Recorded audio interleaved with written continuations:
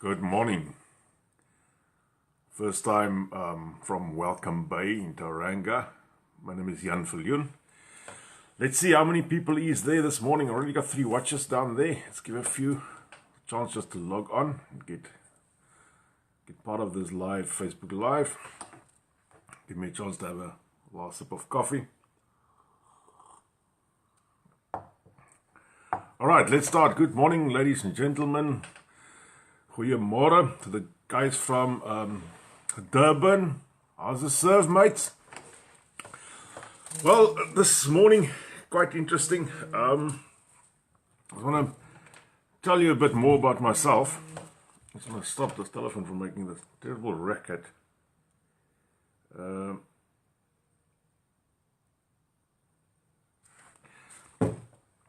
My name is Viljoen.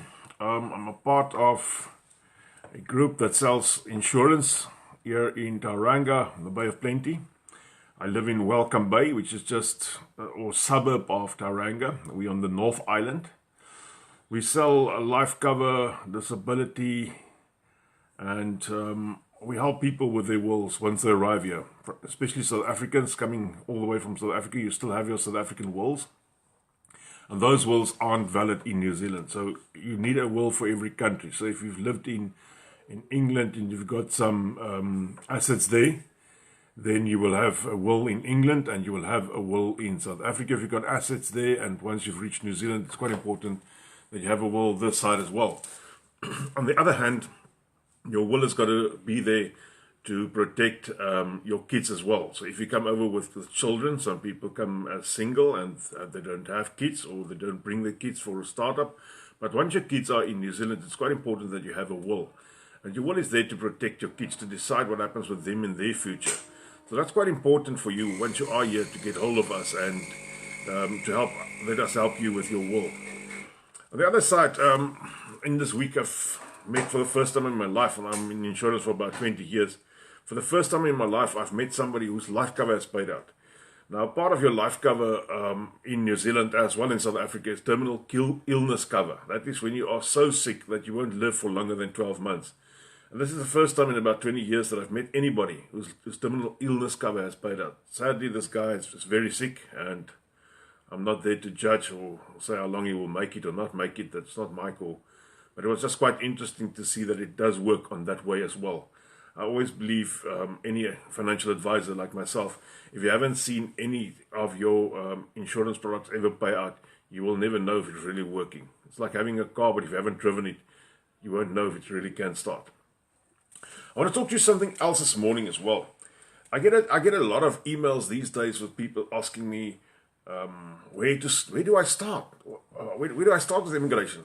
The biggest thing is, and I think the biggest thing is to make sure you really want to be here. Now that's quite important. Is New Zealand the right place for you? I mean, there's other countries as well. There's Canada, the USA. I hear people going to USA. I've heard people with British passports going back there, getting work in that side.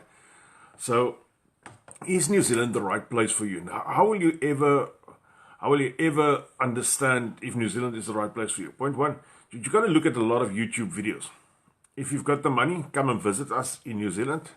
Pop around, see what it's all about. And then you've got to make the decision. Now, once you've made the decision, New Zealand is the right place for you. That's a quite defining moment in anybody's life. Because if you've made this decision, you have to do a few things. You just can't pack up your bags and come. It's not as easy as that anymore. You have to get your stuff right. You have to get the correct documentation. Point one, start off with a passport. It's quite simple as that. Start off with a passport, and while you are with Home Affairs, get your unabridged stuff. Unabridged birth certificates, unabridged marriage. I'll talk about the unabridged marriage now as well. But while you are there, get passports for you, the wife, the kids, or for the husband. Get the same with the unabridged birth certificates. If you can get a marriage certificate, that can just help you this side, but it's not a must. You can prove your marriage or your partnership via either photos from the past, trips that we've done together. We had joint accounts for stuff like municipality bills, Our cell phone contracts came to the same address. It's not a joint account, but it came to the same address. So that's just a few stuff that you can get ready for when you are really making the decision to move to New Zealand. Immigration is not for the faint-hearted, to be quite frank about that. It's probably the most difficult thing you'll ever do in your life. I see there's one or two questions here. Is it cold? It's not cold here this morning. To be quite frank, it's not cold here this morning. I do have a bit of long sleeves on, but it's not cold this morning. It's actually quite lovely here. It's about, let's say, about 16 degrees outside, but our house is quite warm. We've just moved into this new premises here in Welcome Bay from Papamoa. We lived in a very cold house there, what they call a uninsulated house. It was a lovely house from the outside, but there was no insulation on the inside, so it cost a lot just to heat that house up to the point where you could live comfortably in that. During the past week, I had a visitor, and this visitor started his process off from South Africa, and he applied for a few jobs there. Now, when he came to me, he has already received 2 offers of employment, and he is going to accept the one in Auckland. On the other side,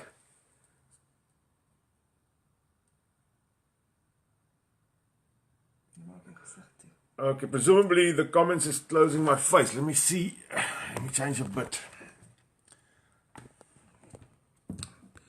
That's better for the people who want to see my face. It's normally only my mother wants to see my face. My mother and a tax man. So let's hope that's a bit better. All right, so everybody happy now? All right, let's go back to what I was telling you. We had this guy, and he was sitting with me. He was actually on his way on an LSD trip to New Zealand, thinking he's going to come and look for work. He did something differently, and he was good enough to explain to me what he did differently. In South Africa, he did the normal thing like everybody else went. He went on to Seek, Trade Me, Facebook Jobs, and applied for jobs all over there.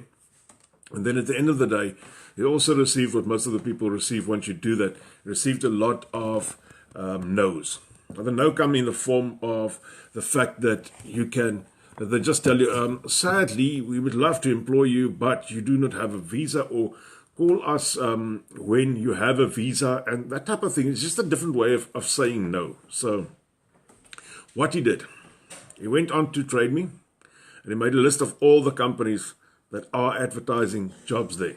All right, you got to listen to this, because this is quite interesting. I've never thought about it this way, and I myself wouldn't probably have done it this way, but he did it.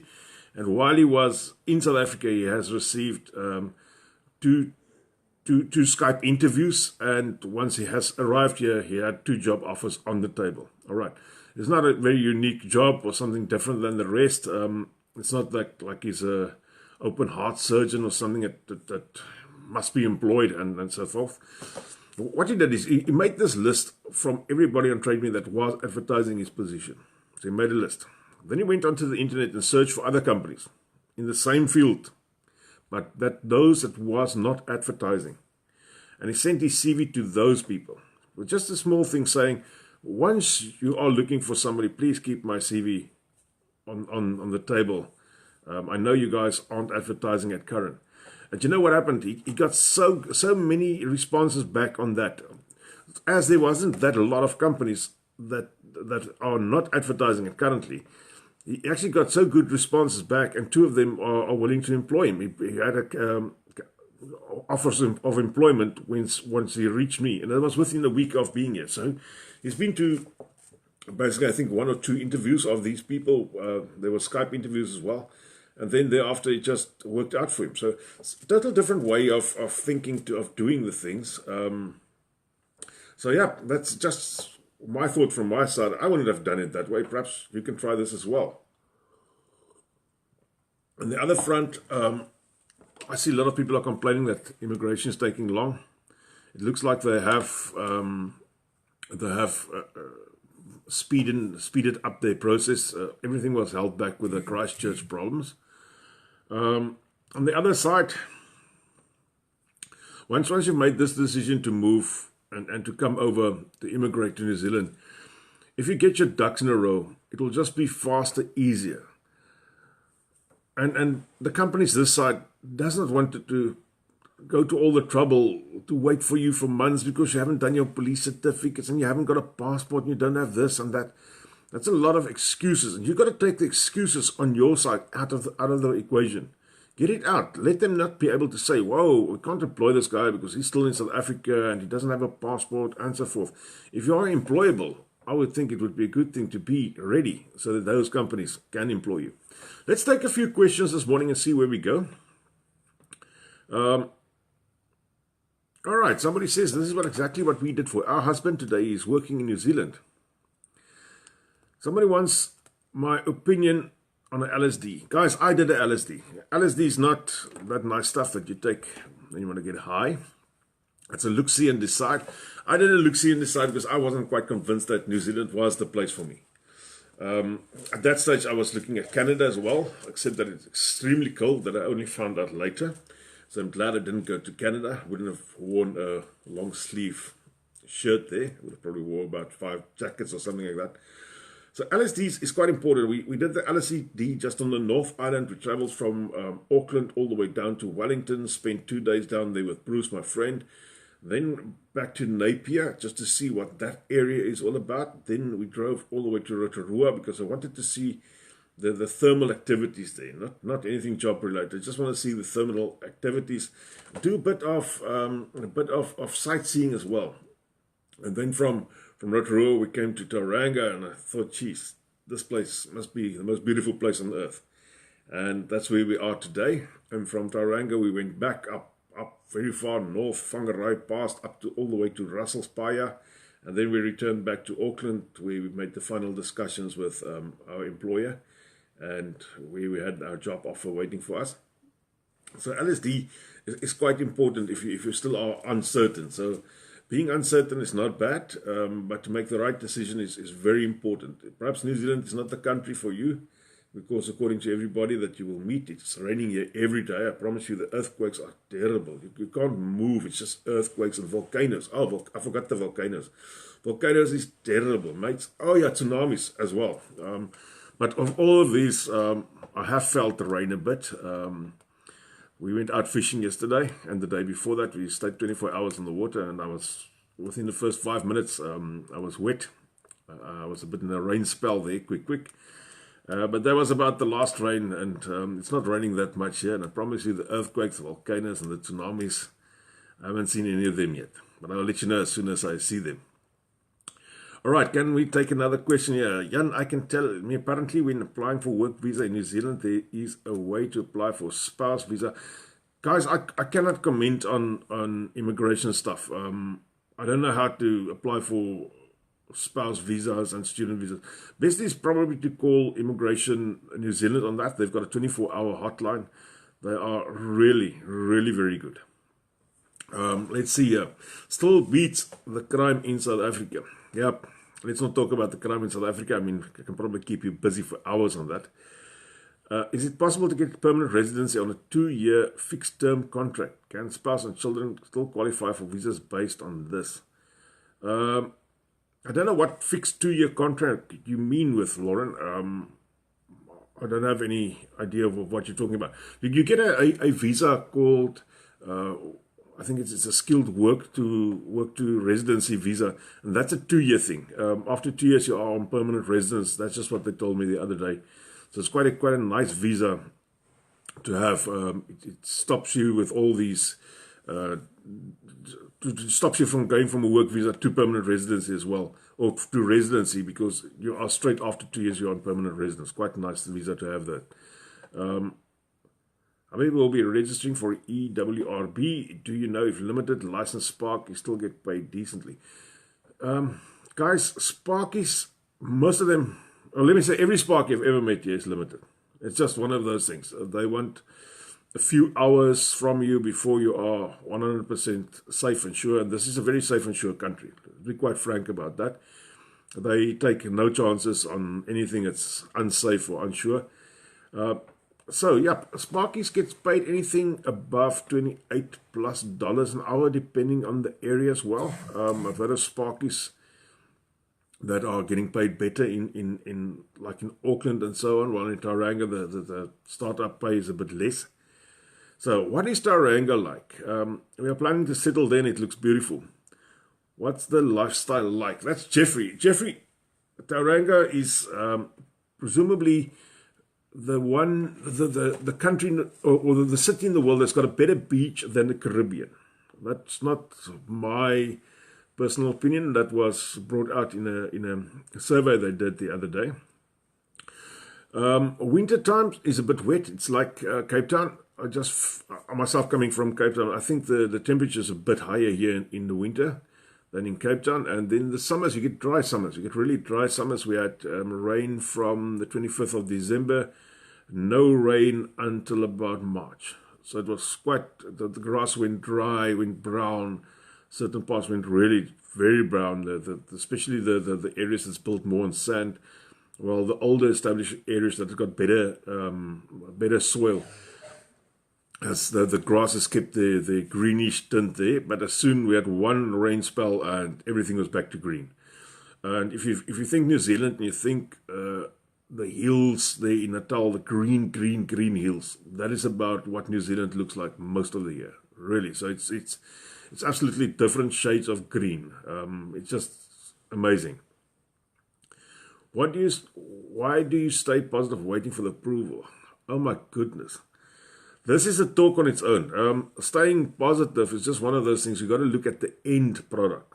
Okay, you got to look at the end product. You can't look at the day of tomorrow. You got to say, why are we doing this? Even if this takes us 2 years, I'm not saying take 2 years, but even if it's taking us 2 years, we are going to stay positive. And you guys, you got to stay positive, otherwise you're not going to make it. I mean, quite frank, to become negative will be one of those things where you lose it. So, how do you know which places are good around Wellington, if possible, in the CBD? Carla de Klerk.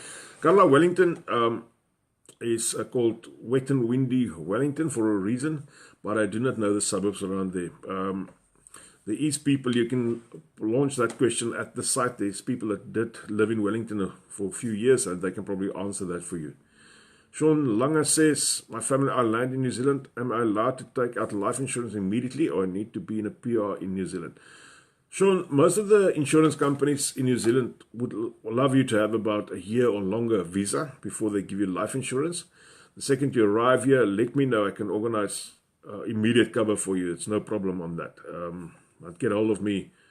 Send me an email. I'm admin@janviljoen.com. So let me see. Is it humid in summer? That coming from a Nel van Schalkwyk.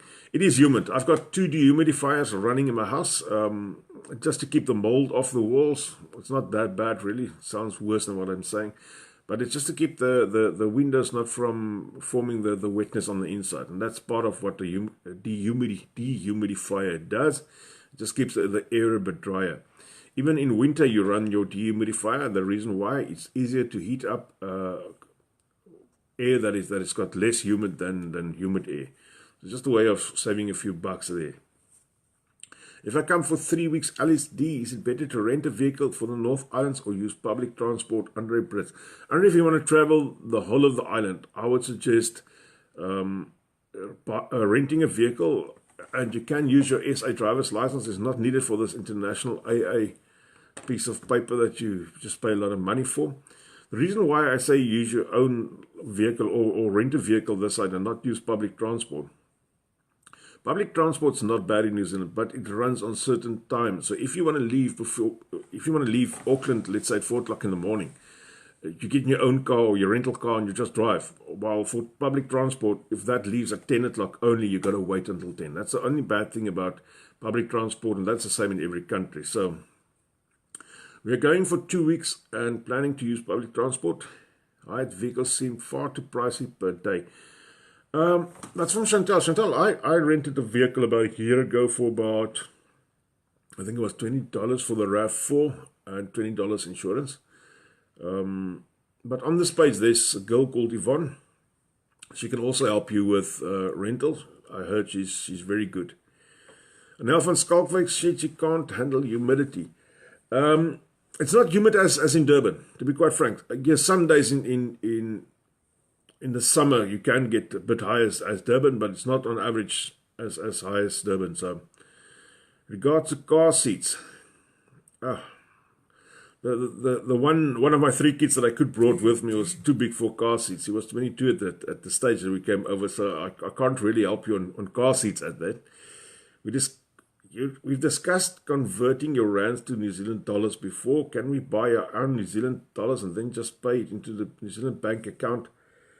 You can do it that way as well, and then you have cash on you, and you know cash in South Africa is a thing that's easily stealable. So I would say it'll be not the wisest thing to do. I don't want to call anybody stupid, but that will be a stupid thing to do, to be quite frank. If they steal your New Zealand dollars, they are going to exchange it back into rands. That'd be quite frank. And then the other thing about, if you handle cash in South Africa from the bank side, because you can only get New Zealand dollars from your local bank, the exchange rate is quite high. So you will lose a few, I would say, dollars on the exchange rate there.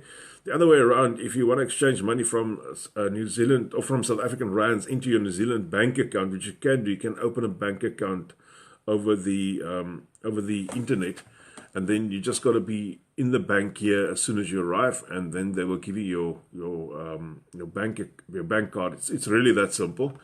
The thing is, to do that easily is very easy. You can also send me an email on that. My email again, admin@janviljoen.com. I can send that to the team in South Africa that I use for that.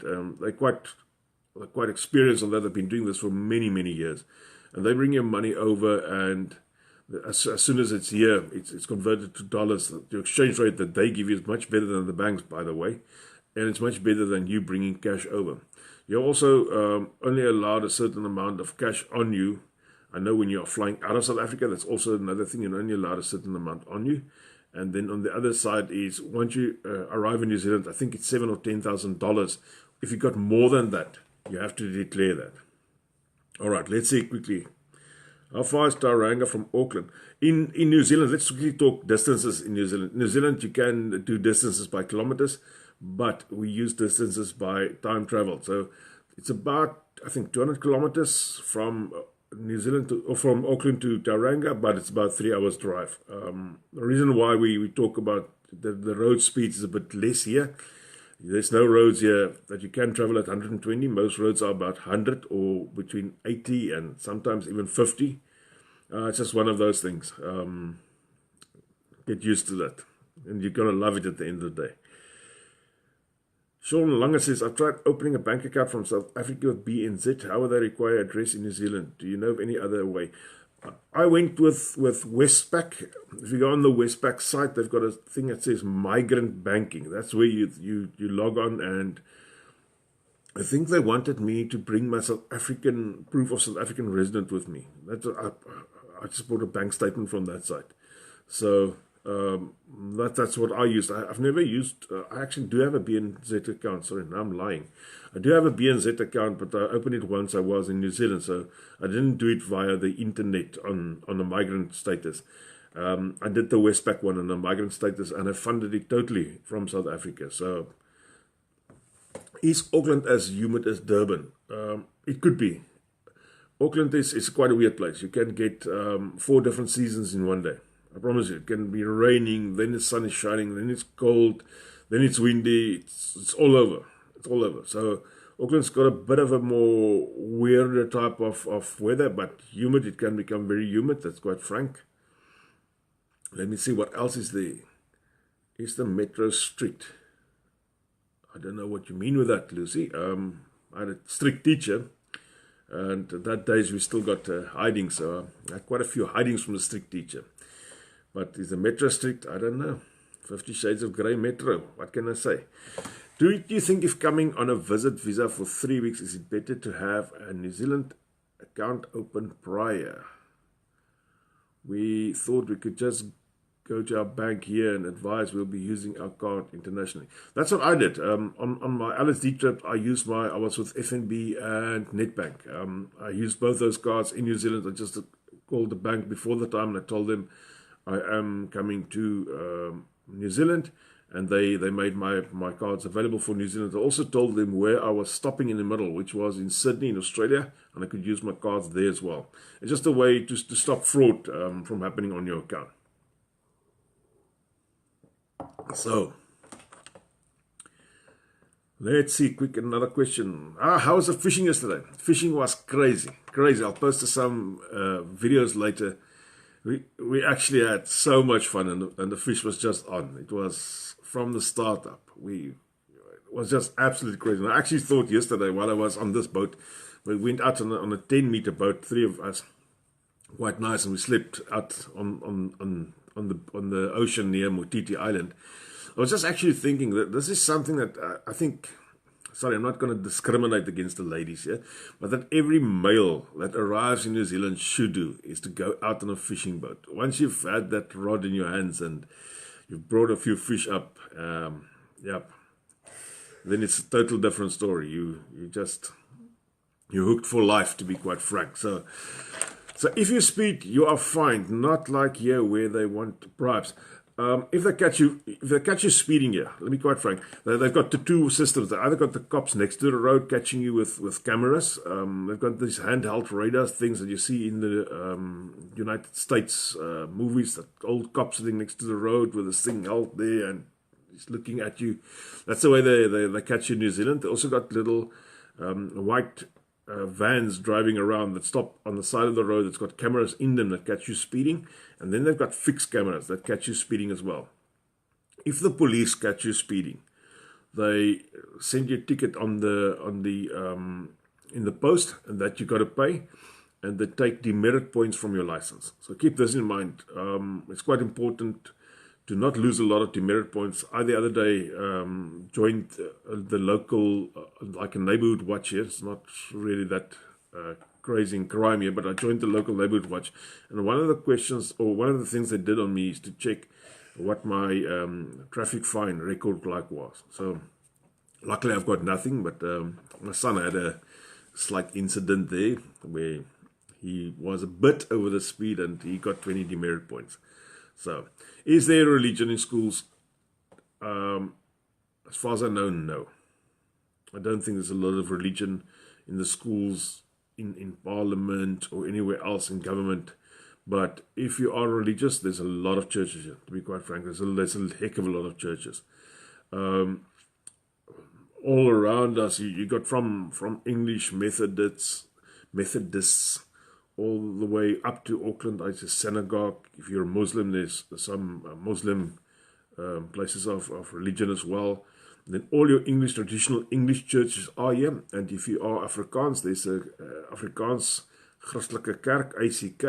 It's also in most of the towns here already. So, yep. I have heard there are Christian schools. That's Anel. Anel, yes, there are Christian schools, and they're so-called like the Catholic convent type of schools, presumably very good schools. I don't think they're so much into the Catholic thing as per se, but they are religious schools or Christian schools, they call it that way. So how does construction work look in New Zealand? New Zealand's a country that's being built. Let me quite original on this one and saying there's a lot of work in construction. There's a lot of work. Specifically graders and earth moving. The question goes further: is there a big market for operators of graders? Actually, I think that's on one another skilled list. A grader driver. I had somebody quite a few months ago ask me about graders, and I said, "Geez, I don't believe there's a work or a chance of work for them." And to be quite frank, that guy got a job at a council here. They don't call them municipalities, at a council here. And he's actually a graded driver here because of him being on one or another skilled list, which is quite interesting. So it means even if that is your skill, a graded driver, then you can find work here. And that's how amazing this is here. Some of the lesser skilled jobs is more like in your admin, that type of things. Work is a bit scarcer there. But on the other way, if you are on the tools, as they call it here, or if you are a tradie, there's always work in New Zealand. Is it expensive to fly between Wellington and Auckland or travel to sightsee? Is petrol? Petrol is expensive. Petrol's about $2 a litre here. It's a bit more than in South Africa. Flights between Wellington and Auckland, if you go on Grab a Seat, you can probably get a flight for about $39. or normally they're around here $50 one way. So keep that in mind. But it's not that expensive. So, and if you're earning dollars, then $2 a liter is not a lot. Is it better to do medicals in SA or in New Zealand? I think it's best to do medicals where you are. So if you have to fly back to SA just to do medicals, it'll be expensive. I've seen the prices of medicals in New Zealand the other day, and it was a bit more than in South Africa, but it will all depend on where you are in your application process for your visa. All right, guys, we're nearly at the end of our 30 minutes. So I promised myself I'll only do 30 minutes so not to bore you all. So let's see, let's take a last quick question. Come, is there a good question here? Let's quickly go in and see what else we can see. Local flights. Local flights in New Zealand fly to basically everywhere in New Zealand. Even the smallest of little towns normally has got a runway for planes to land on. So yep, there's flights all over. It also depends on, or the price depends on where you are going. So, is there work for earth-moving mechanics? One of the guys just came over now. He's an earth-moving mechanic. He works on one of the big, all the cats and that type of things. And he goes out to sites and he travels there with a company, Ute, or as you guys in South Africa will know them, a bakkie. We don't have bakkies here. We have Utes here, UTE. Quite interesting thing that. And he travels with his ute all over, and if your grader or digger or cat or whatever you have is broken down, he goes there and he fixes it on the site. Guys, that's me. I know it's you guys are all wanting to go and look Seven-Alarm or whatever you look at these days there in South Africa. So it's time for me to say I love you and leave you, and stay safe, and until you come to New Zealand. And if you are ever in Tauranga, pop in for a coffee. I will pay you the coffee. Coffee is about $5 here. And remember, yeah, there's the last good question. Is the biltong already dry? That was in the biltong dry last week. Francois Jonker asked that very stupid question. Francois, there's no biltong left. I promise you, they're all in here, mate. All in here. So, all right, keep that in mind. If you come to Tauranga, I'll buy your first coffee for you. And until then, if you need to have any money moved from South Africa to New Zealand, throw me an email, admin@janviljoen.com. And once you are here, let us help you with all your wills and life insurance. Guys, have a lovely, lovely evening there in South Africa. I see you've got some load shedding, or people are waiting for load shedding. Enjoy that as well. We've got no problem with power this side. See you all. Stay good.